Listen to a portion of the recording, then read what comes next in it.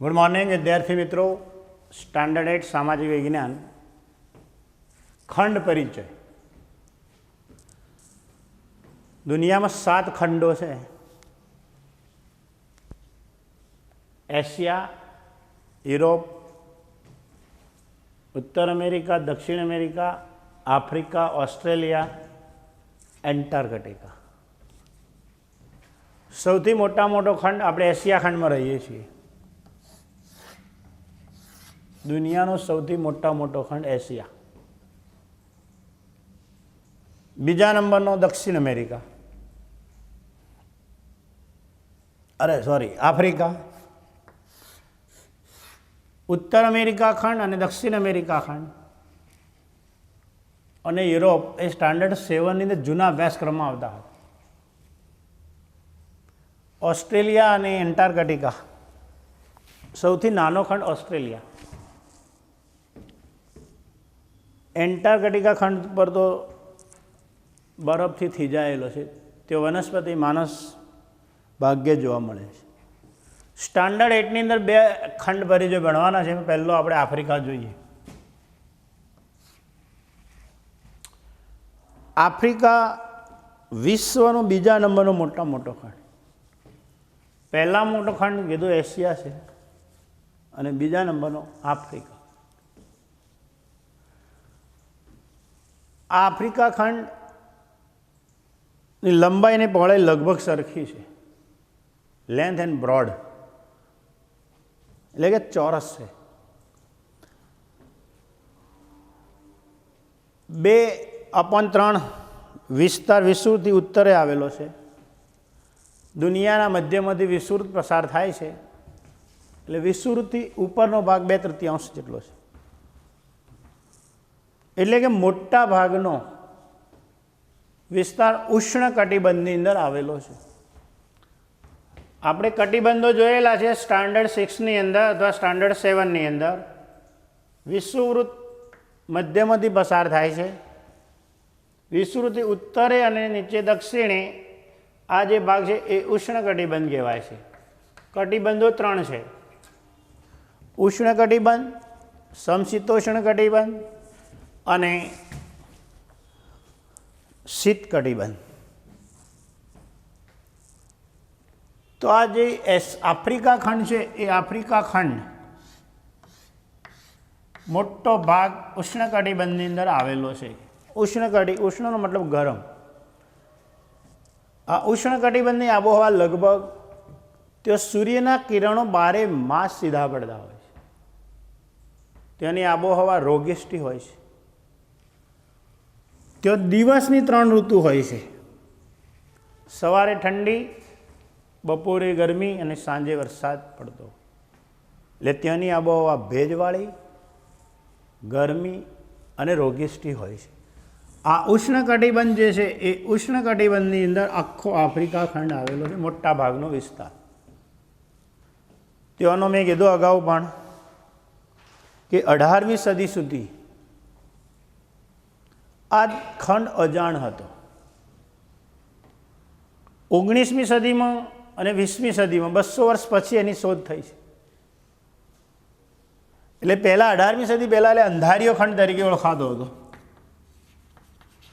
अंधारियो खंड परीक्षा में एम पूछाय कि हूँ अंधारियो ने अजवाळिया खंड तरीके ओळखाऊं छुं तो आफ्रिका खंड लखी शकाय। अत्यारे 19મી અને 20મી सदी में आपणे जाणीए छीए वानरमांथी जे मानव बन्यो छे, आदिवासी मानव, ए यात्रानी जे खूटती कड़ी हती ए आफ्रिका में आवेली जे नाइल नदी छे ए नाइल नदीना किनारा परथी मळेली छे।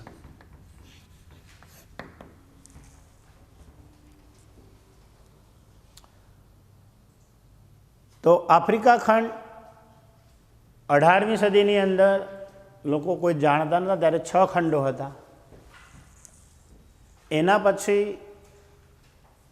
19મી सदीनी अंदर एनी शोध थई। मोटा भागे विस्तार उष्णकटिबंधनी अंदर आवेलो छे। एनी आबोहवा गरम, भेजवाળી अने रोगिष्ठी होय छे। दुनियाना एटलासनी अंदर आपणे एटलास मंगावेलो छे। दुनियानी अंदर दुनिया राजकीय एटलास काढशो એટલે તમને જોવા મળશે આફ્રિકા ખંડ આખો તમે જોઈ શકશો અને હાલ ખોલીને જ જોઈ શકો છો. તો જે વાનરમાંથી જે માનવ બન્યો, આદિ માનવ, એની જે ખૂટતી કડીઓ હતી એ આફ્રિકાના નાઇલ નદીમાંથી મળે છે. આફ્રિકા ખંડનો પૂર્વ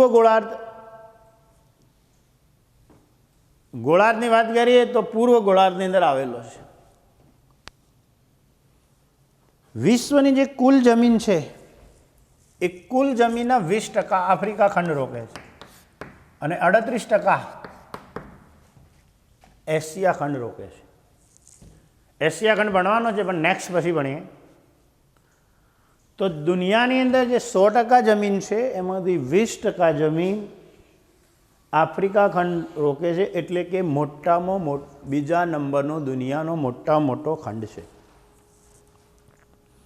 મિત્રો, આફ્રિકા ખંડની વિશેષતાઓ, જમીનની શું વિશેષતાઓ છે? ભૂપૃષ્ઠ મતલબ જમીન. આફ્રિકા ખંડનું મોટા ભાગે જમીન ઉચ્ચ પ્રદેશનું બનેલું હોય છે. વાયવ્ય ભાગમાં જઈએ, 4 ખૂણા 4 દિશાઓ. વાયવ્ય એટલે આપણે ભારતની વાયવ્ય પાકિસ્તાન દેશ આવેલો છે એટલે વાયવ્ય એટલે આ બાજુ આપણે કહીશું. નૈઋત્ય, ઈશાન અને અગ્નિ. તો આફ્રિકા ખંડની વાયવ્ય બાજુ તમે જોશો તો એટલાસ પર્વતમાળા આવેલી છે. વાયવ્ય બાજુ એટલાસની પર્વતમાળા આવેલી છે. જેમ આપણે ભારતની ઉત્તરે હિમાલયની પર્વતમાળા છે, જે સૌથી ઊંચો પર્વત છે. આફ્રિકા ખંડની વાત કરું છું, દુનિયાની વાત નથી કરતો. જેની ઊંચાઈ 3965 મીટર છે. 3965 મીટર છે. આટલો મીટર ઊંચો છે. પૂર્વ આફ્રિકા એટલે કે પૂર્વ બાજુ જઈએ આમ તો સૌથી ઊંચો પર્વત કિલીમાંજારો, પૂર્વ આફ્રિકા બાજુ કિલીમાંજારો પર્વત આવેલો છે, જેની ઊંચાઈ 5895 મીટર. ટૂંકમાં વાયવ્ય એટલાસ, પૂર્વ આફ્રિકામાં કિલીમાંજારો પર્વતો આવેલા છે. આ પર્વત એટલે કે કિલીમાંજારો વિષુવવૃત્તથી નજીક છે, છતાં ઊંચાઈને લીધે આમ વિષુવવૃત્તિ નીચે હોય ને એટલે સમજી લેવાનું કે તે ગરમ અને ભેજવાળી આબોહવા હોય છે એટલે ગરમીનું પ્રમાણ વધારે, તો બરફ ઓછો જોવા, ગરમી વધારે પડે એટલે બરફ પીગળી જાય. તેમ છતાંય વધુ ઊંચાઈને કારણે શિખરો એના જે હંમેશા બરફથી થીજાયેલા હોય છે, છવાયેલા રહે, ઊંચાઈને કારણે. આ પર્વતો સિવાય દક્ષિણમાં સરેરાશ 995 મીટર વધુ ધરાવતો ઉચ્ચ પ્રદેશો આવેલો છે, જે ઇથોપિયાનો ઉચ્ચ પ્રદેશ. દક્ષિણમાં જઈએ, ઇથોપિયા ઉચ્ચ પ્રદેશ. ઇથોપિયાનો ઉચ્ચ પ્રદેશ આવેલો છે, જે 3050 મીટર ઊંચાઈ ધરાવે છે. તો આ રીતે એનો આફ્રિકા ખંડનું ભૂપૃષ્ઠ જોવા મળે છે. ફરી બોલું છું, આફ્રિકા ખંડની મોટા ભાગે ઉચ્ચ પ્રદેશનું બનેલું છે અને વાયવ્ય એટલાસ પર્વતમાળા આવેલી છે. જેમ ભારતની વાયવ્ય પાકિસ્તાન છે એમ અહીંયા એટલાસની પર્વતમાળા આવેલી છે. ઊંચાઈ 3965 મીટર છે. પૂર્વ આફ્રિકા તરફ જઈએ તો ઈસ્ટ કિલીમાંજારો નામનો પર્વત આવેલો છે, 5895 મીટર છે. પરીક્ષામાં પૂછાય છે કે કિલીમાંજારો વિષુવવૃત્તિ નજીક હોવા છતાં પણ બરફથી થીજાયેલો રહે છે, કારણ આપો તો કારણ લખી શકાય કે વધુ ઊંચાઈને કારણે એમાં બરફ થીજાયેલો રહે છે. એટલા માટે આ પર્વત સિવાય પણ દક્ષિણમાં 915થી વધુ મીટર વરસાદ ધરાવતા ઉચ્ચ પ્રદેશો છે, જેમાં દક્ષિણમાં ઇથોપિયાનો ઉચ્ચ પ્રદેશ આવેલો છે. મિત્રો, ખંડના ઉત્તર ભાગમાં જઈએ તો મોટું ઉત્તરમાં સહારાનું રણ, કદાચ નામ સાંભળેલું છે, ડેઝર્ટ ઓફ સહારા, જેનો વિસ્તાર છે 90,65,000 કિમી, ચોરસ કિમી વિસ્તાર ધરાવે છે.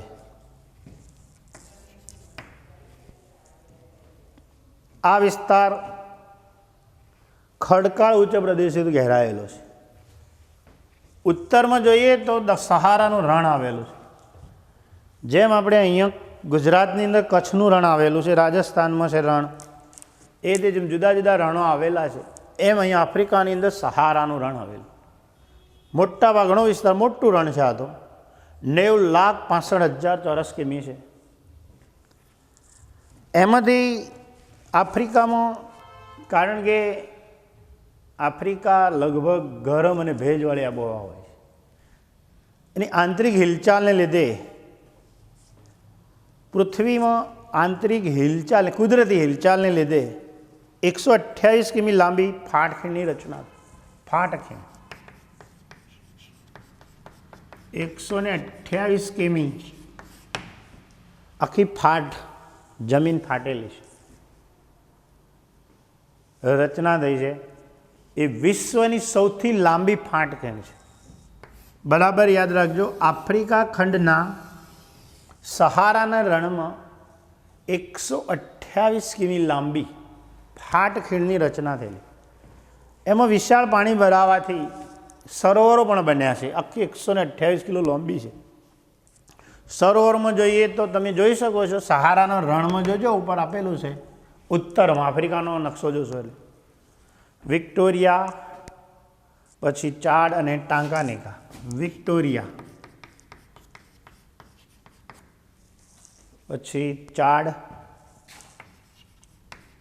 અને ટાંકનિકા. આ વિશાળ સરોવરોની ત્યાં રચના થયેલી. વરસાદ આવે એટલે એના કારણે તેઓ પાણી ભરાય ફાટખીણની, અને તે વિશાળ સરોવરની રચના.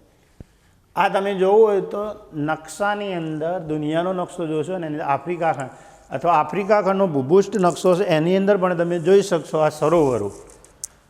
વિક્ટોરિયા છે, ચાડ હશે અને ટાંકનિકા હશે. જો ફાટખીણની રચના છે ત્યાં થયેલી હશે.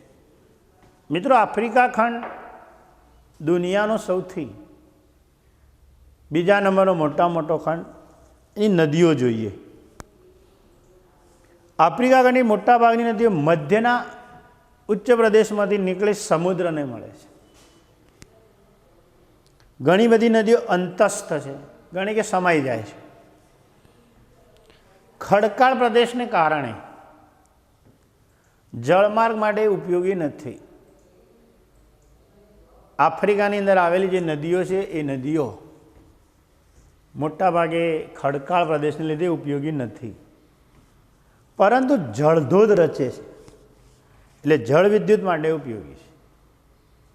જો જળધોધ પડતો હોય તો સમજી લેવાનું કે જળ વિદ્યુત માટે ઉપયોગી છે. આફ્રિકાની નદીઓ છે, એટલાસમાં તમે જોઈ શકો છો, નાઇલ નદી છે, કાંગો. આફ્રિકાની નદીઓ, જેમ આપણે ભારતની નદીઓ છે, ગંગા, બ્રહ્મપુત્રા, નર્મદા, કાવેરી, એમ ત્યાં આફ્રિકાની પણ નદીઓ છે. નાઇલ મુખ્ય નદી છે. નાઇલ દુનિયાની સૌથી લાંબામાં લાંબી નદી છે. એઝ ધ લોંગેસ્ટ, ઇંગ્લિશમાં સુપરલેટિવ ડિગ્રી કહીએ તો લોંગેસ્ટ. જનરલ નોલેજનો પ્રશ્ન પૂછાય તમારે કે દુનિયાની સૌથી લાંબામાં લાંબી નદી કઈ? લાંબામાં લાંબી નદી, તો મેં તો લખવાનો ધ નાઇલ, NILE. એમ કીધું કે જળ જથ્થાની દ્રષ્ટિએ દુનિયાની સૌથી મોટી કઈ? તો એમેઝોન નદી આવે છે, એ ઉત્તર અમેરિકાની અંદર આવેલી. આ બે ક્વેશ્ચન તમારે જનરલ નોલેજ માટે બહુ ઉપયોગી. જળ જથ્થાની દ્રષ્ટિએ દુનિયાની અંદર સૌથી મોટી નદી એમેઝોન નદી છે, અને સૌથી લાંબામાં લાંબી નદી, ધ લોંગેસ્ટ, સુપરલેટિવ ડિગ્રી કહીએ આપણે, તો એ નાઇલ નદી છે, NILE, ધ નાઇલ. નદીની આગળ આર્ટિકલ ધ લાગે છે, એટલે દુનિયાની આ બે જનરલ નોલેજના ક્વેશ્ચનના પ્રશ્નો તમારા. નાઇલ નદી દુનિયાની સૌથી લાંબામાં લાંબી નદી છે. બીજું છે કાંગો.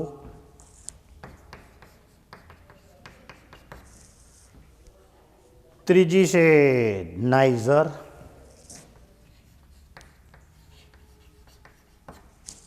અને જાંબેજી.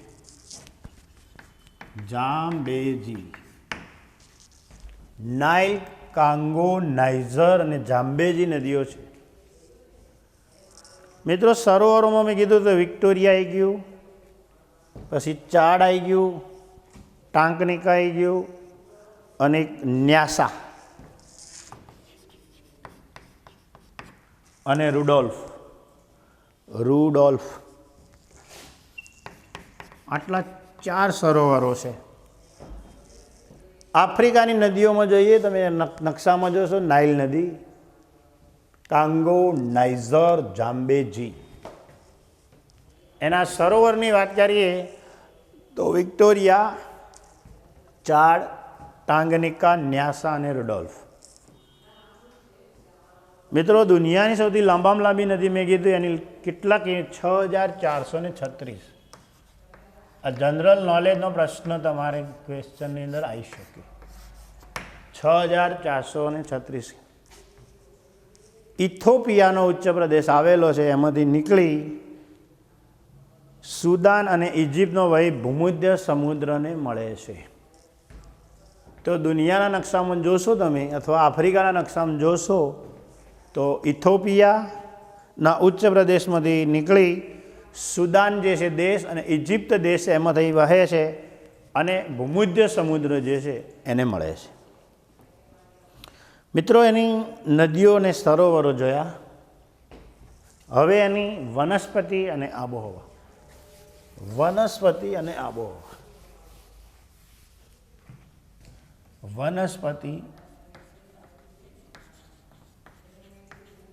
આબોહવા.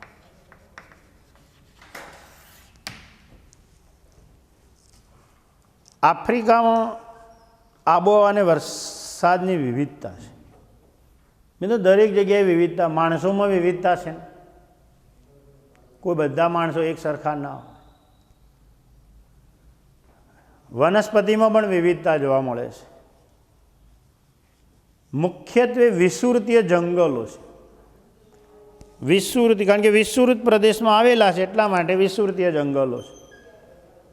અને મેં અગાઉ પણ કીધું કે વિષુવૃત્તીય હોય ત્યાં સૂર્યના કિરણો 12 માસ સીધા પડે છે, એટલે એની આબોહવા ગરમ, ભેજવાળી અને રોગિષ્ટી આબોહવાથી તેઓ મહોગની, અબનુસ, લોંગવુડ, રોઝવુડ, આયનવુડ, રબર, સિંકોના અને વાંસના વૃક્ષો જોવા મળે છે.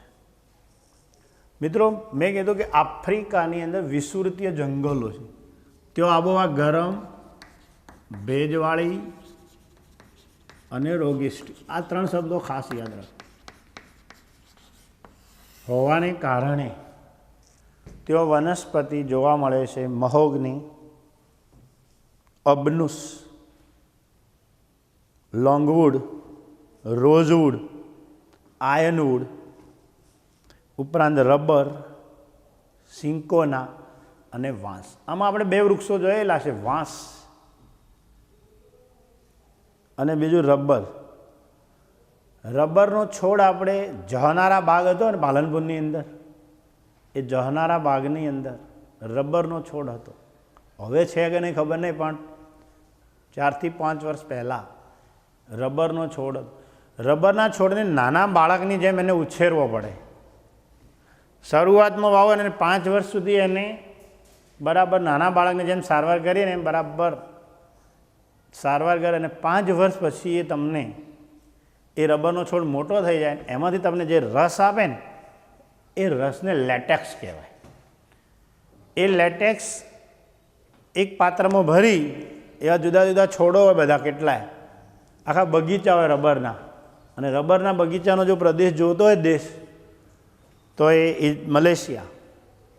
મલેશિયાની અંદર રબરના બગીચાનો દેશ કહેવાય છે.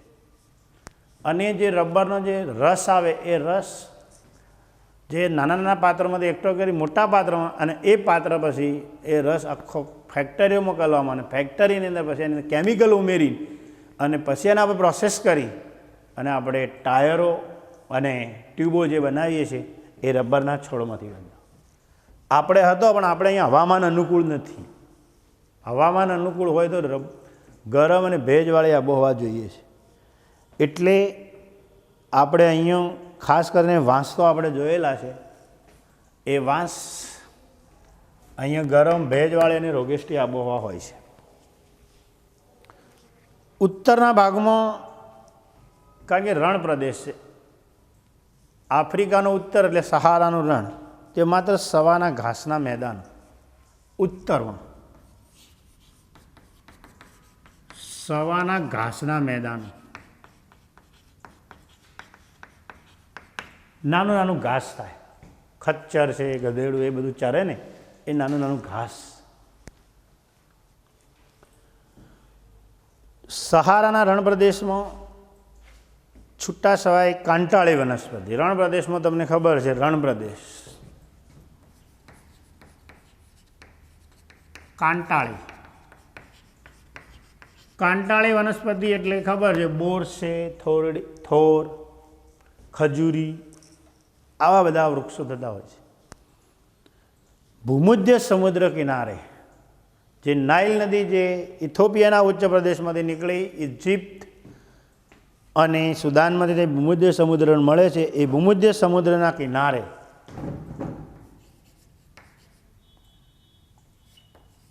ભૂમધ્ય સમુદ્રના કિનારે ખાટા ફળો, રણ પ્રદેશમાં કાંટાળી વનસ્પતિ. કાંટાળી એટલે કે બોર, થોર અને ખજૂરી, આવી વનસ્પતિ થતી હોય છે. ભૂમધ્ય સમુદ્ર કિનારે મેં કીધું કે ખાટા ફળો ખાઓ છો તમે. નારંગી છે, લીંબુ છે, દ્રાક્ષ, પીસ, આવા બધી વનસ્પતિ ત્યાં થતી હોય છે.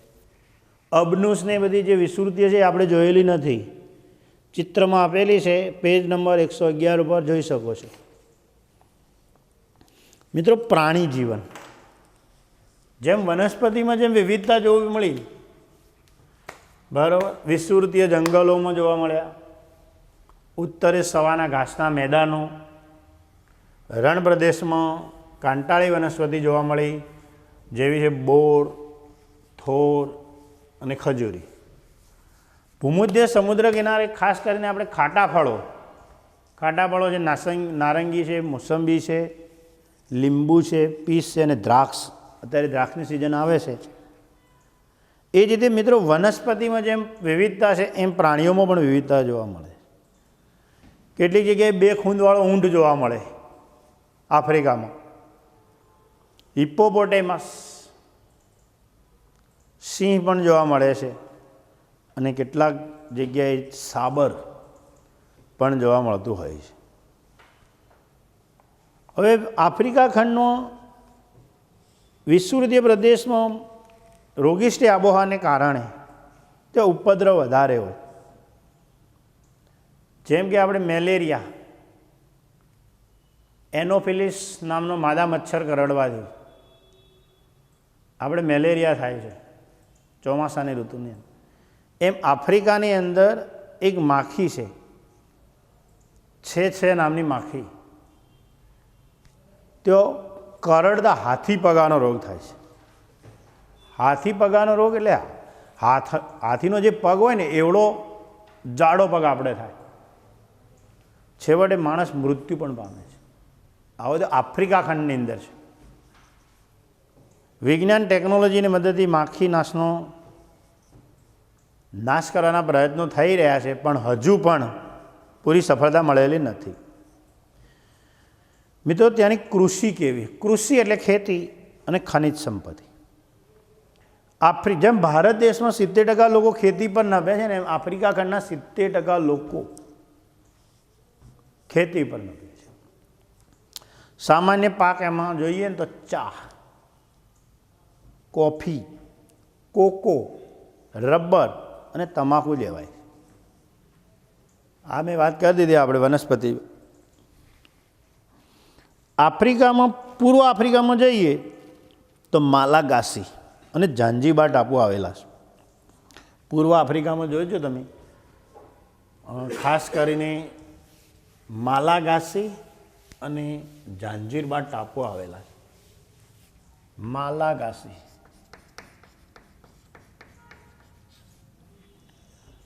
અને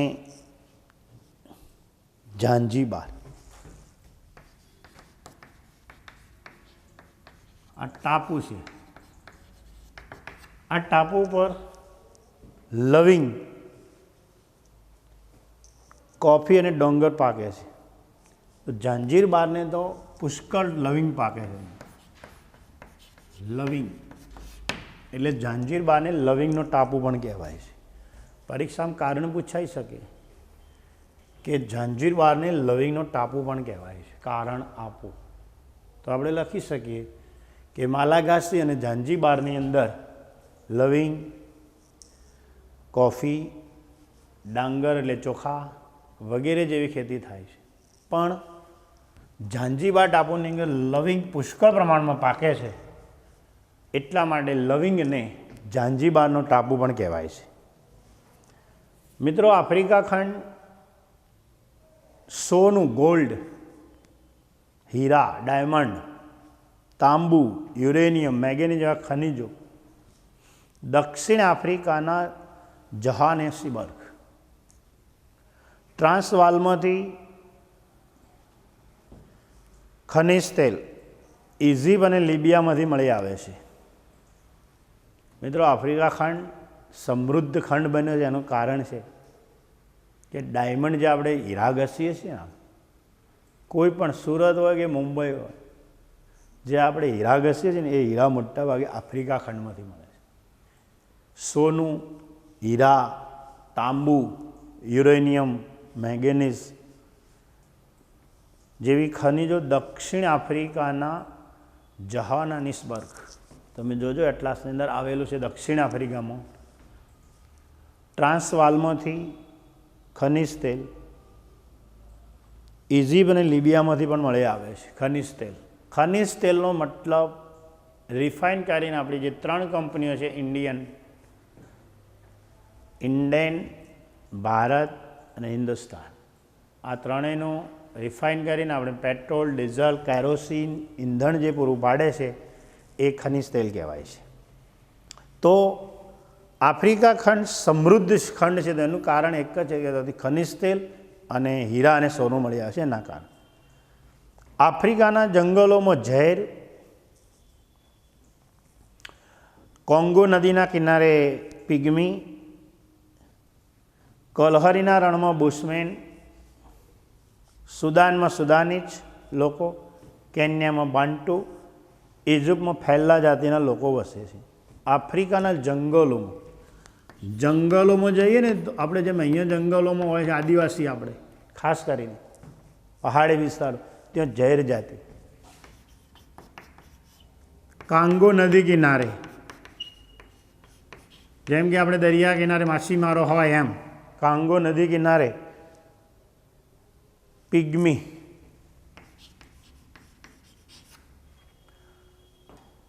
કલહરીના રણમાં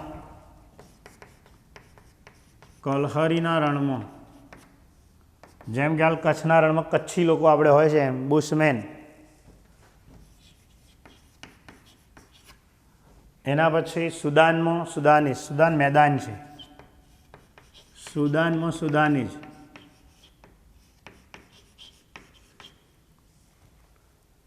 પછી કેન્યા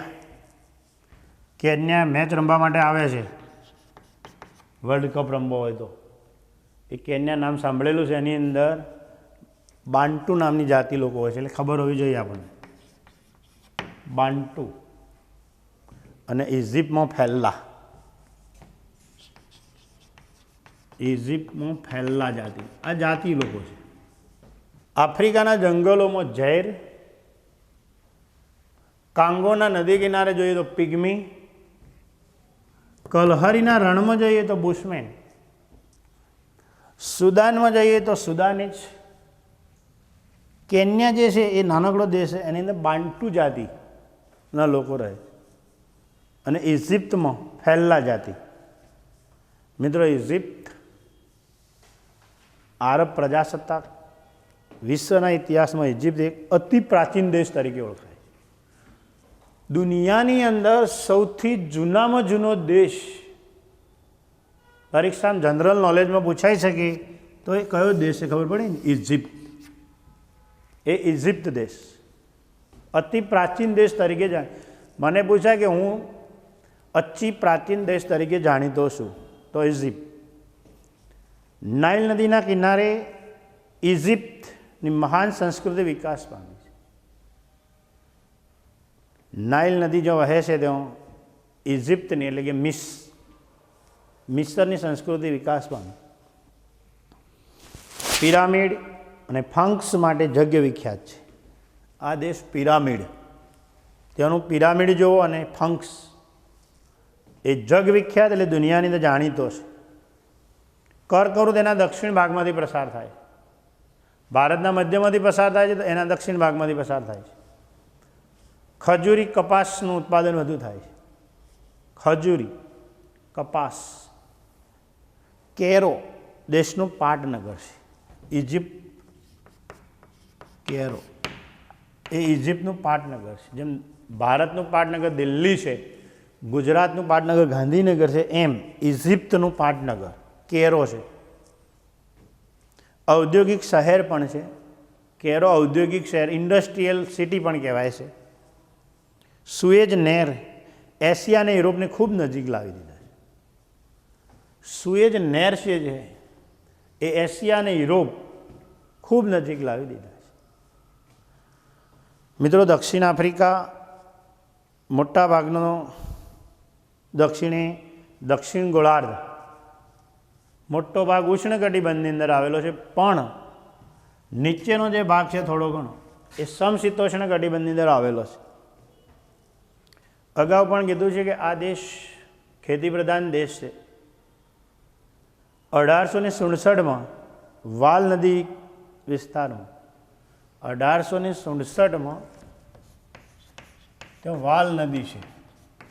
એ વાલ નદીના કિનારે હીરા અને સોનાની ખાણ મળી આવતા મેં અગાઉ પણ કીધું કે ગોલ્ડ અને ડાયમંડ મળી આવતા અને ખનિજ તેલ ઝડપી પરિવર્તન આવ્યું છે અર્થતંત્રની અંદર.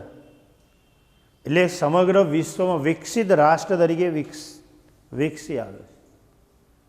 વિકસિત કારણ કે જો ગોલ્ડ અને ડાયમંડ હોય અને ખનિજ તેલ હોય એટલે મિત્રો એક વિકસિત રાષ્ટ્ર તરીકે વિકસી આવ્યો. પ્રિટોરિયા એ દક્ષિણ આફ્રિકાની રાજધાની છે, પરંતુ એની રાજધાની છે પ્રિટોરિયા દક્ષિણ આફ્રિકાની. પણ તારામંડળ કેપડાઉનમાં બેસે છે. ડર્બન, જોહાનેસબર્ગ મુખ્યના શહેરો છે. આફ્રિકાના જે દક્ષિણ આફ્રિકા છે એક વિકસિત રાષ્ટ્ર તરીકે વિકસી આવ્યો છે. પ્રિટોરિયાની રાજધાની છે દક્ષિણ આફ્રિકાની કહું છું. અને તારામંડળ કેપડાઉનમાં બેસે છે. ડર્બન, જોહાનેસબર્ગ મુખ્ય એની સિટીઓ છે. મોટા થાવ તો આ ખંડની આફ્રિકનની સવારી બરાબર કરજો. છેલ્લે આ પાઠ પૂરો કરીએ છીએ. બીજો ખંડ એશિયા ખંડ એ પછી જોઈશું. અસ્તુ.